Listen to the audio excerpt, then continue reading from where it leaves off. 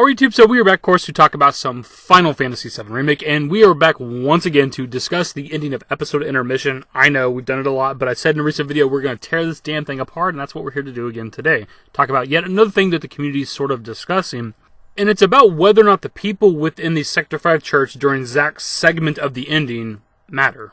And what I mean by that is that people have tracked down some of the character models that are in that cutscene and found them throughout basic game remake, and trying to get an idea of maybe where these people are from. A quick example that I can give is this kid riding the bike during the opening cinematic for Final Fantasy VII Remake is also within the church during the Zack segment. I also might have found this guy right here that has his head lowered in the pew. Keep in mind his brown shirt, gray undershirt, and blue jeans with a hole in the knee. So during the opening scene, whenever the guy bumps into Aerith and she drops some flowers, this guy right here, brown shirt, gray undershirt, blue jeans with clearly a hole in the knee right here. Problem is there's not a second one. I don't know why or what that would be. And he appears to also have facial hair, which the guy within the pew does have. So anyways, that's a couple of examples of character models that are within the Zack segment that appear within the game, and those are near the beginning of the game, above the plate, Sector 1 reactor bombing. So a lot of people are writing that off as that's when Zack is showing up at the church, right? You're seeing characters that are above the plate during that segment of the game earlier in the game, so that tells us that Zack is there at the beginning of the game. Problem with that is those aren't the only characters that people have found. There's also a character that, at least one, that you can see during the collapse of Sector 7. So here we have a scene from the Sector 7 destruction, and take notice of the guy in the middle with the puffy blue jacket and the green shorts. It's a very distinct character model. So whenever Zack first comes through the doors and you're able to get your first look inside the church, right there middle on the ground is puffy blue jacket, green shorts guy. So there's an example of somebody that is from the Sector 7 collapse that is also inside the church. So it's not just people from the beginning of the game. There's also a construction worker in the back left of that scene, and we see those guys during the opening cinematic working as well. The point is there's characters from kind of all over, right? During segments of the game or areas of the game where there's going to be destruction, with us bombing Sector Reactor 1 and then also the collapse of Sector 7. So then we got to ask the question, do these characters matter? And that's kind of hard to say. Here's the thing. I've seen some people make claims or say that Visual Works, people who do the CGI cutscenes for Remake, reuse a lot of the character models. They're just seem to be stock NPCs that they use for the CGI cutscenes. I don't know if that's true. I've not sat down and watched every single cutscene for Final Fantasy VII Remake to try to catch every little NPC that might be there. I can't confirm or deny that. But of course, if that is true, if you're just seeing these same character models over and over throughout the game in pretty much every CGI cutscene, then I would say that they don't matter. What I can confirm, however, is that during the gameplay of the game, when you actually walk around and playing, they do absolutely reuse character models, and I found a terrible example of it, or a good example for what we're talking about, but it's just awful. So I went to the Sector 6 park after the collapse of Sector 7, right? After you go visit Elmira and check on Marlene, and you'll go back to the Sector 6 park, try to go back to Sector 7 slums to check on everybody. Within this one little area, this one little park, I found at least 3 of the same character model. Alright, so I figured I'd hit you guys with a bit of live commentary. So here we are within the Sector 6 park after the destruction, and if you come on over here, you'll find an African-American woman and a little boy that she's consoling. Take note of their character models. She's rocking a greenish colored shirt with holes within the shoulders. She also has these red glasses on, and he's also rocking a green hoodie. I forgot to mention him earlier. So if you come on over here, you'll find her exact character model again, right there, red glasses, green shirt, holes in the shoulders. You'll find that same little boy crying right there on the, or not crying, but just hanging out right there on the ground. If you come on over here, you find her character model yet again, dude. They used her at least 3 times in this one tiny little segment of the game.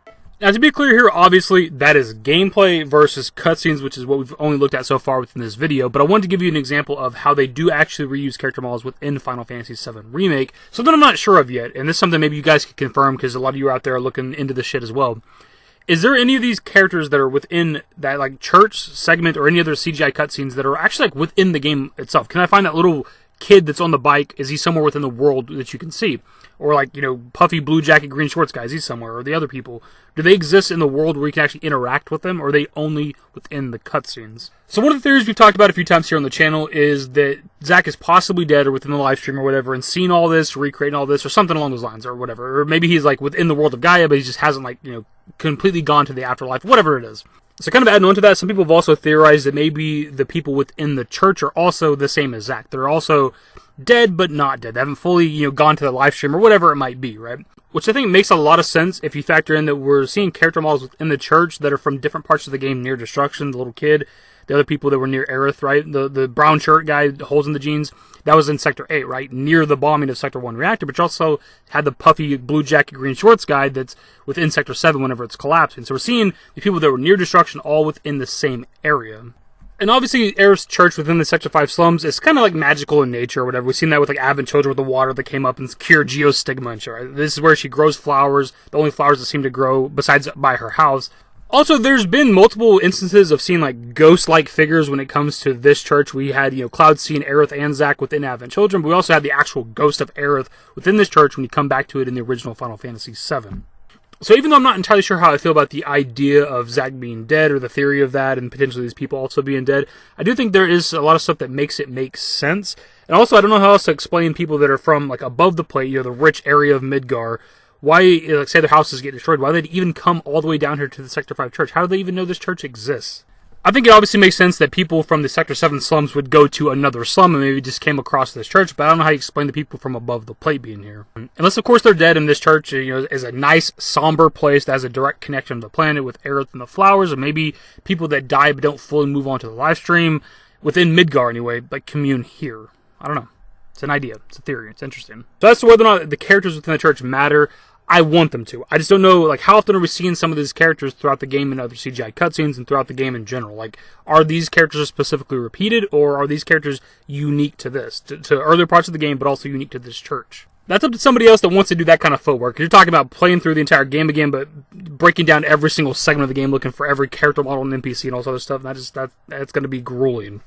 Anyways, dudes, that's the video. Hopefully you enjoyed. If you did, give it a thumbs up. Subscribe to the channel if you guys only want to see more Final Fantasy VII Remake content. Turn on my notifications. Follow me on Twitter, _DavidYT. I'm on Discord. Links to my social networks are in the description. And in the outro. Later, guys.